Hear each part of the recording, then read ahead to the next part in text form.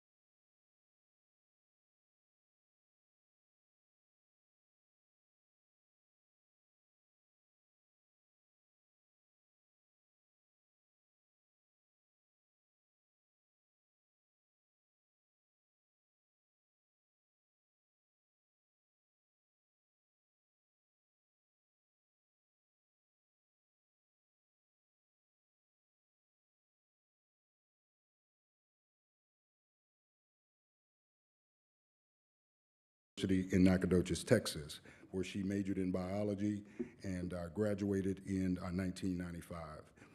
She briefly worked for Nacogdoches County Sheriff's Office, and then she transitioned to the Dallas County Sheriff's Office as a detention officer, where she worked from 1995 to 1997. Following her employment with Dallas County, she was hired by the Dallas Police Department, where she worked as an officer for 3 years, working primarily in patrol. And then in 2000, she joined our police department as a patrol officer working for Plano. Jennifer's tenure with Plano was marked with service and distinction, where she served as a patrol supervisor after getting promoted to sergeant in 2007, and she also served as our special events coordinator and supervisor as well. Jennifer attained her Master Peace Officer certification from the Texas Commission on Law Enforcement. That is the highest certification that a law enforcement officer can attain, which is exemplifies that her dedication to not only excellence in her law enforcement work, but in her personal growth as well. Over the course of her career, Jennifer received 47 commendations, a Chiefs Unit Award, and a Civic Achievement Award for her work with the program we call Christmas Cops, which not only shows that Jennifer was dedicated to law enforcement, but she was also involved in community service as well. Jennifer's legacy is one of integrity, service, and leadership. She leaves behind a meaningful impact on the city of Plano, the law enforcement profession, and the many lives that she touched, which is evident by all the folks that are here today. After retirement, Jennifer moved to the mountains of North Carolina, where she lived her best life with her wife, Katie, their dogs, and an amazing community of friends in North Carolina. Jennifer will be missed dearly by this police department, but she will never, never be forgotten. And so at this time, I would like for, if we could have Dr. Travis Roundtree come up, and Dr. Roundtree is from Silver, North Carolina. Come on up, sir.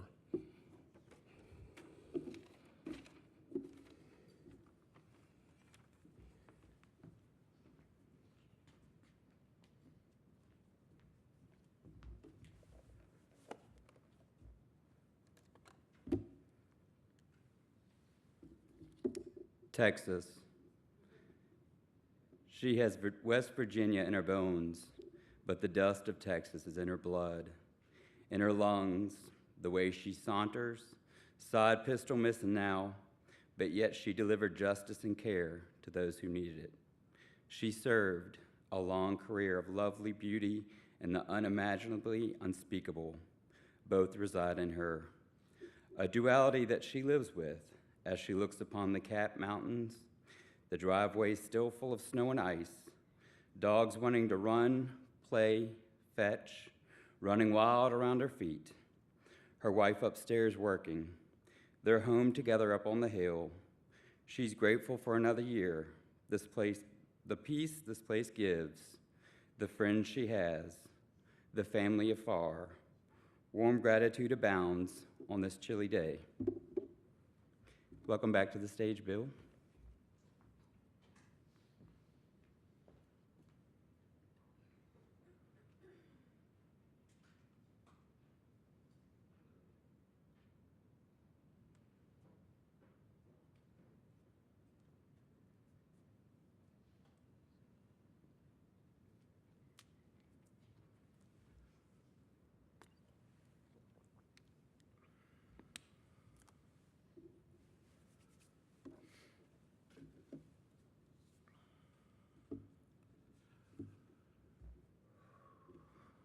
See how this goes.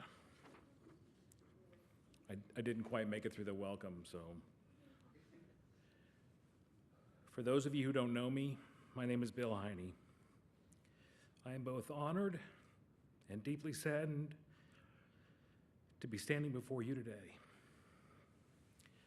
I don't remember another time in my life when stepping in front of an audience made me nervous. When Katie and I first talked about this, I was confident I could do it. Speaking publicly has always come naturally to me. But then we came to the hardest part. How do you condense the life of such an incredible soul into a few short minutes?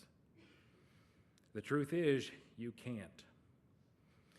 In law enforcement, we train and we talk about so many topics. We talk about report writing, firearms, traffic stops, building searches, law, policy, procedure, and countless other skills. We're taught to face danger without showing fear. And we're taught to witness horrific things without showing emotion. What we don't talk about nearly enough is the loss of our brothers and sisters. Over the years, I've lost too many. I've helped plan too many funeral details. But this one has hit me harder than any before. I've known Jennifer longer than I can remember, which really may not be a stretch considering I have to look down a couple of times a day to make sure I have pants on. As we worked together, I truly got to know her, both at work and outside of it, because she allowed me to be part of that. We had a lot in common, and during that time I was fortunate to learn so much about who she really was, and I'd like to tell you a little bit about that. Jennifer genuinely cared about people. If you were lucky enough to be on her crew, she cared deeply about you. I promise you that. And honestly, she probably should have gotten a life-saving award for keeping me off of you. She loved to laugh, and you know the laugh I'm talking about. It didn't matter what was going on. One of us was usually trying to make the other smile or laugh when we were together. Most of you have probably heard me saying, if you aren't having fun at work, you're doing work wrong. Jennifer truly lived that. She liked everything on her desk to be in its place, which is exactly why I would move things around when she wasn't there. Unfortunately, she returned the favor and took great pleasure in watching me search for something that had mysteriously disappeared. Jennifer and I also suffered from the same affliction. We had a plan for everything, and then we had backup plans, and then we had contingency plans for the backup plans. But I will tell you that that mindset led to many successful events. But that's not what I remember most. What I remember is silly Jennifer working the Susan G. Komen race for the cure. She would take pictures with the runners when they would ask. She put on goofy hats. She genuinely enjoyed herself, and she brought that same joy to the balloon festival and so many other events. Jennifer loved Legos. I loved them as a kid, and later as a father. My son, unfortunately, quickly outgrew needing my help. Thankfully, one evening, we were at Jennifer and Katie's house, and we started talking about some of her Lego builds. Later, she gave me a Ford Mustang GT that she had finished and then took apart. It was my first real adult Lego build. It still sits in my home office today. She showed me a VW bus that she had built. I told her what a great reminder it was of happy times when I was a kid. One day at work, she gave me that VW bus. And I was so excited to build it. I'm going to come back to that in a minute. The word impact gets used a lot with Jennifer. You heard the chief say it. I've been asked many times about Jennifer's death. My response is always the same. I don't want to talk about Jennifer's death, but I will gladly talk about how she lived and the impact that she had. Without fully realizing it, Jennifer made me a better person through what she taught me and how she lived her life. She devoted herself to caring for others and not just people. I was reminded just this morning how Jennifer helped save many dogs and cats at the Plano Animal Shelter by getting officers to take photos with the animals and then posting them on Facebook. When I say getting the officers, I mean beating the officers into taking the pictures. She never hesitated to help. When Hurricane Helene hit North Carolina, Jennifer and Katie jumped in. They jumped in to help even when they were trying to recover themselves. I saw the pictures, the downed trees, everything around them, but they were there to help. I truly believe one of the reasons she and Katie found each other is this. Individually, they were extraordinary. Together, they were unstoppable. I tend to keep my private life very private. Most people, probably right up till this moment, didn't realize what Jennifer and Katie mean to me. Jennifer brought Katie into our lives, a connection with both of them that my wife Ann and I were so lucky to have. Jennifer wasn't just a friend. She's family. Katie is one of the most incredible and beautiful people I have ever known. She is my daughter, and I'm so very proud of her. I've had the privilege of meeting Susan, and Jeff, and Jennifer's family, and the Silva family. To Jennifer's family, you are my family now, whether you want it or not. So when I ask for money, let's not make it awkward. Jennifer was never satisfied doing the minimum. Going above and beyond wasn't effort for her. It's who she was. It led her to volunteer at the Great Smoky Mountains National Park. I could see the pride in her face when she took us there and showed us her elk. It led to her association with the Silva Police Department. Jennifer loves Silva PD because they are doing law enforcement the right way in their community. Thank you, Chief Hatton. Jennifer was a true leader, and despite all the leadership training and experience that I've had, she still taught me more than I can put into words.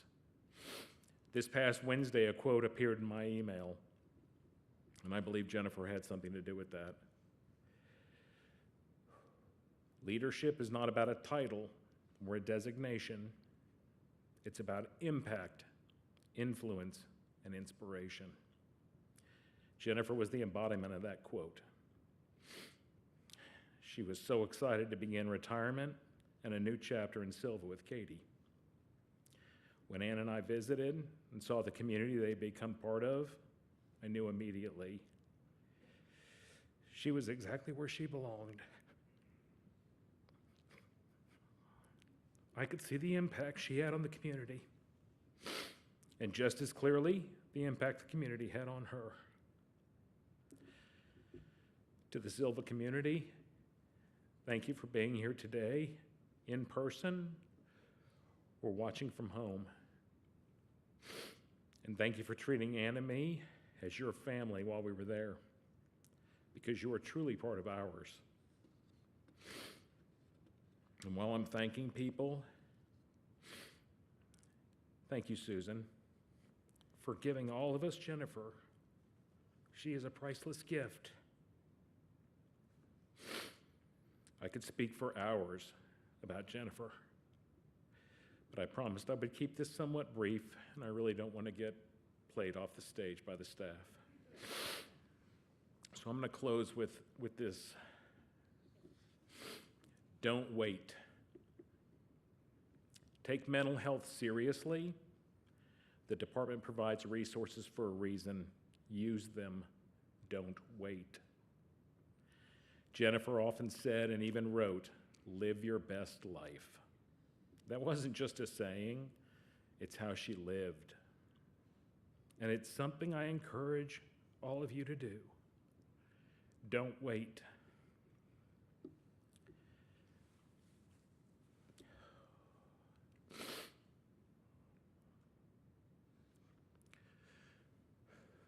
Build the Legos. I never built the VW bus because I thought there was plenty of time. I didn't realize I would run out of time to share it with her. Don't wait. When Jennifer was in town last October, she had dinner with Ann and me. We almost always took selfies together, but we didn't that night. When we realized it, I thought there would be plenty of other chances for more selfies.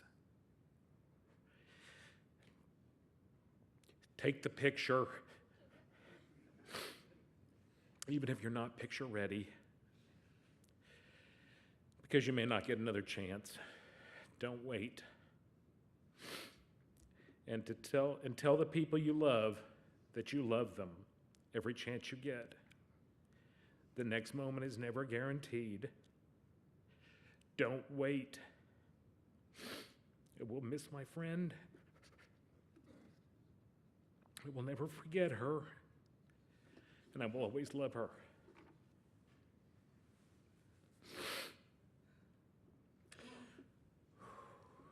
Thank you for sitting patiently while I try to get this out. For those of you seeing me like this for the first time, especially those who work with me, and realizing that I may have a heart,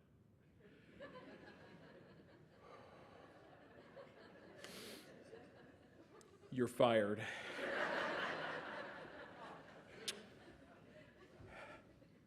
It is now my honor to invite our final speaker, Jennifer's wife, Katie, to the stage.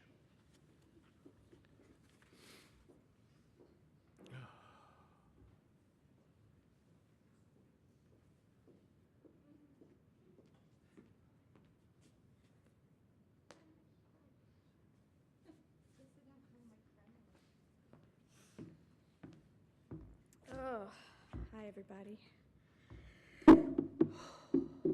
This might take a while, FYI. So you're gonna get there. We're gonna get there together. We're not supposed to be here today. That's what I keep saying. We're not supposed to be here.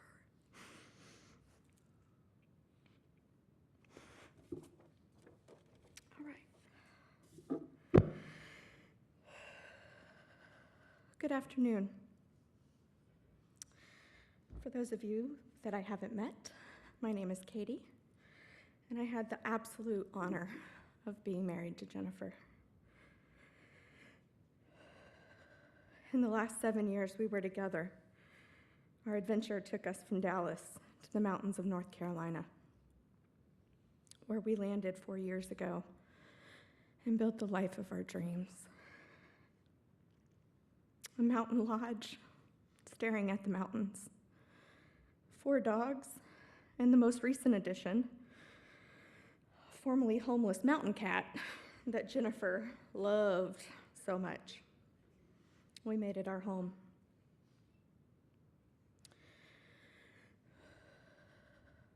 This is a speech that nothing can ever prepare you for from a corporate perspective. I love to publicly speak also. And when you are 39 and thinking about how to write a speech for your wife, you don't know how, and that's okay. And as I stand here today, literally in Jen's boots, feeling her guide me in what she would want shared with you, we're going to do this. However, before we get too deep, I would like to say thank you to the Plano Police Department and the City of Plano for the generosity and kindness extended during this extremely challenging time. I would also like to thank the company that I am honored to work for, which is Alchemy Technology, for being an amazing provider for me during this time. In my message to follow, I'll lovingly call her Jen today, because Jennifer was her mother's name for her, not mine. So you've now heard what an incredible sergeant Jen was. But she would want you to know she was so much more than that. Above all else, Jen was a fierce lover of her people and her babies, of her many friends, her family, and the family she found and felt seen by through deep, meaningful moments of laughter and sorrow. If you were loved by Jen, you knew it, and you still do. And if you weren't loved by Jen, you knew that too. Because she showed up loudly, and she defended fiercely. My life with Jen was the adventure we never knew was waiting for us. From our very first date, I told her I would be leaving Dallas one day, which is real awkward when you're in Dallas. As a fourth-generation Texan, she took great pride in her roots, but she often thanked me for insisting on that dream and getting her out of Texas. We promised that when retirement came, we would leave behind subdivisions and shopping malls and build something different than what she had ever known. And oh, how I loved seeing her come alive in North Carolina. From shaving her head and sending her hair down the river, because that's what the Cherokee would do, to peeling back layers of who she was without her badge. Jen spent the last 4 years intentionally shedding expectations, both societal and her own. She was learning who she was becoming. Now, let me be very clear. She would still never leave the house without being fully color coordinated, from her hat to her shoes. I would tell her, you could wear your worst outfit and still be the best dressed person in Silva. And she'd still take twice as long to get ready. And I'd say, let's go. And then I would wait. She learned quickly in the mountains, you take your own trash, you monitor propane levels, you stack firewood, walk the dogs, you talk to the neighbors because you like them, and you feed the birds daily. She learned also if you're working with contractors or service folks, you're on what's known as mountain time. So her patience was often tested, and she learned in time to laugh about that mountain time. She found real joy in sitting in the great room of our lodge, many of which you've probably seen pictures of. Football on, me napping nearby, dogs snoring in surround sound, always with a cold Corona Premier in her hand on game days, so she could watch those real well-playing Dallas Cowboys.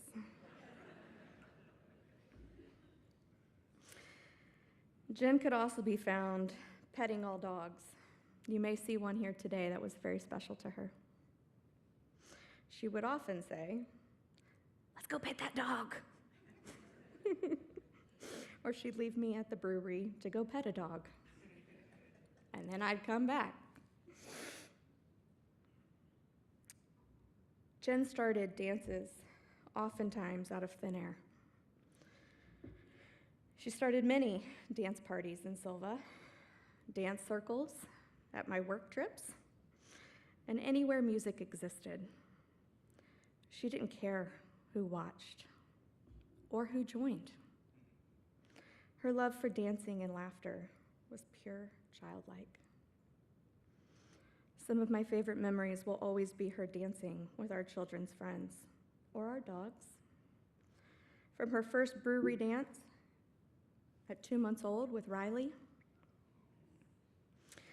to dancing in the streets on Halloween, usually in costume, to dancing at concerts on the creek with Millie or many of our friends' children, to more street dancing that I'm so grateful to have a video of this last November at the homecoming parade.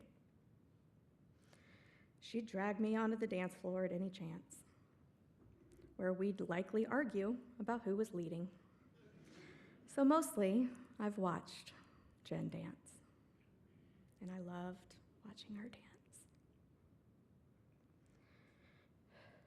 At home, we danced silly dances for her and I together, often laughing until we couldn't breathe, because that's what love looked like.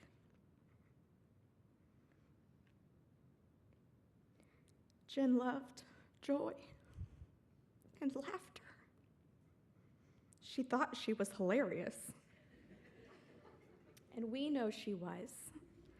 But encourage her? We did not. Over the past 7 weeks, I've learned even more about Jen through the eyes of others. Many of you have probably actually sent me messages. I learned she was the glue that held friend groups together in high school.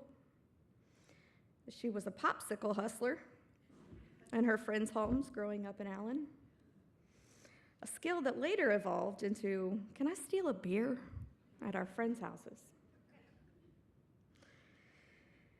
I will say even so much so as just at lunch, I learned a new story that I didn't know about my sweet Jen. It's not even in here. Of the sleepovers they would have and the shenanigans they would get into. And I never knew. I never knew. The manager of one of our favorite breweries told me that when I was out of town, Jen would come and sit at the bar with Millie, the dog she first saw as a puppy at that very place. She asked him to play 20 questions. All the questions were things she was nosy about. She never told me any of it. And all those answers went with her. That same bar now has a memorial stool held for my wife. Fresh flowers appear regularly. He's promised me that it will be there as long as I need it. And after that, she'll be painted on the wall, walking her Millie up the mountain. So if you ever find yourself in North Carolina, let's go have a slack pack with Jen. I also heard from a volunteer she worked with at the Smoky Mountain National Park. She described Jen as a spark plug. Someone whose talent was obvious from the very first recruit call. Jen loved being a protector of the elk, and she swore she'd never professionally carry a weapon again. But service and protecting was deeply a part of who she was.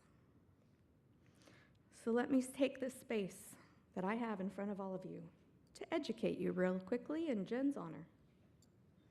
Those animals at the park, they're not moose. They're not. However, if you find yourself in the Smokies, ask that question. Are these moose? Have a laugh for Jen. And then, as she would say, keep it moving. I share these stories with you so that you know as Jen She was so much more than just a cop. This is a part of who she was. That phrase she would often groan about when people learned that she was in law enforcement after retirement. She faced a lot of challenges in the last 4 years to untangle her identity from her career. She didn't care about her firearm. She didn't want to maintain a license for it even. She used to say it was just one more tool on her belt, no different than her pen in her shirt. She was financially prepared for retirement, but mentally, still trying to figure out what was next. And while she was proud to be a sergeant, I honestly believe she was even more proud to be a wife and a daughter and a sister and a Texan, which I'd never understood, and a dog mom. She found purpose again through volunteering, through protecting, and through serving, just in a different way. Y'all buckled up? Okay. To the law enforcement officers in this room, we have a conversation to have. This isn't just another memorial service.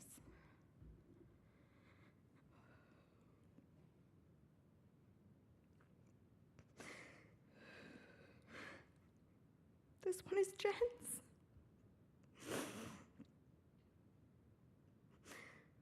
You're not supposed to be here.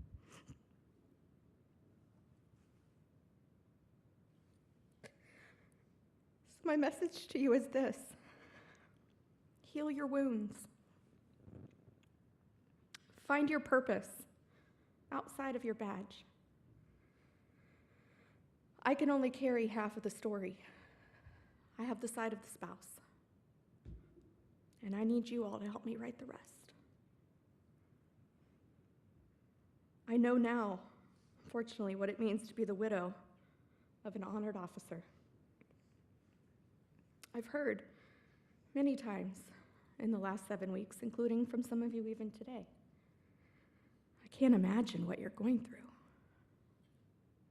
And I keep replying, I don't recommend it. So don't. I realized a couple weeks ago how many times Jen probably heard that from people. How many times you all have heard that from people. As civilians, we don't understand your daily war because we don't live it. We just can't imagine.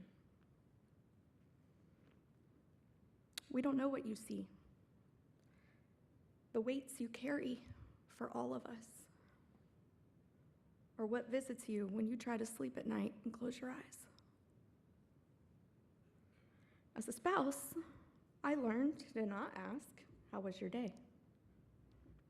But instead I would ask, is there anything you want to talk about? And there were many times we didn't talk about them. I invite others in this room to do the same for your spouses and those you love. Keep inviting them to speak about things. And hopefully, when they're ready, they'll feel safe enough to do so. Again, to the officers, I want you to draw your pension longer than you ever draw salary. I'm going to repeat that again for you guys. I want you to draw your pension longer than you ever draw your salary. I want you to find your soul behind the badge you wear with such honor and pride for yourself, for your families, and today, for Jen and I. Retire. Get out. Sorry, Chief.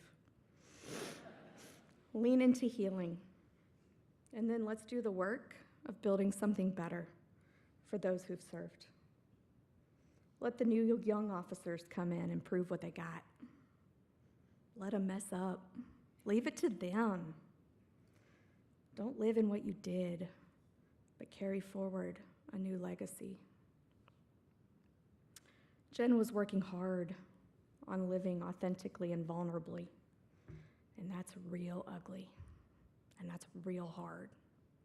Because as Heine mentioned, you're trained to not do so. You're trained to not feel those things. She was proud. She was proud of our home, of our life, of our dogs, and of our love. And she loved me fiercely. She was my whole world. But living authentically means facing wounds, questioning your worth, and wrestling with your identity. So I invite you all to learn how to live authentically. An invitation to keep living and screaming, to believe in better things, to grieve, to feel deeply, to love loudly, to fight, to stand for something you believe in. Ask the questions no one wants to ask and tell nobody else the answers. Say the thing that everyone else is thinking but doesn't want to say. Have the extra beer, but get home safely. Laugh until you cry and your belly hurts. But be yourself, both the beautiful and the ugly. Because when you show up as your authentic self, you invite others to do the same. And that's how we love deeply and know that we are seen and accepted. That's what this life is for. So please lean into your grief today. Look at the pictures that'll be played in the lobby. Watch the videos. Laugh at her silliness, because there's a lot of it. Send me your photos after this, but also leave some memories behind, because I want to know. I want to know what she was in your life, because in mine she was laughing always. She was and is deeply loved. And I promise you, her shenanigans will live on.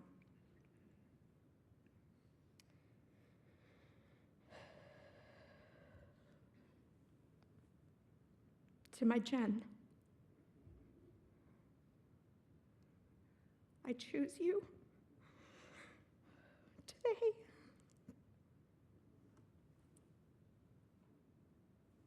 And every day. You can rest.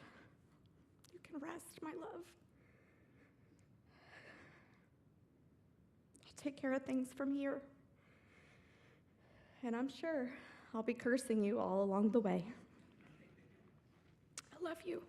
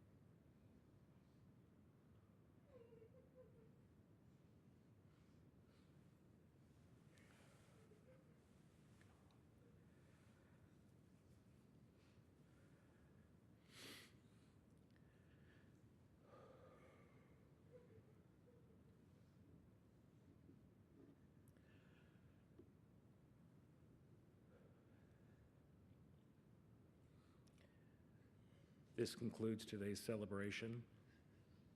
On behalf of the family, I'd like to thank you for being with us, for sharing this time with us. I'd like to take a special minute to thank the City of Plano, the amazing theater staff, and the volunteers that were here today. We invite you to stay, continue sharing stories with the family and with one another.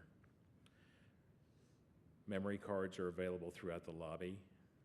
Please take a moment to write down a favorite memory or story to share with the family so they can keep those moments of Jennifer close. Refreshments will be provided by the Plano Citizens Police Academy Alumni Association. And finally, Western Carolina University is establishing a scholarship in Jennifer's name to benefit the students of the Basic Law Enforcement Training Program as they pursue their dream of joining the profession that Jennifer was so proud to be a member of. If you'd like some more information on this, please get with me directly. Would like to thank you again, and this ends today's service.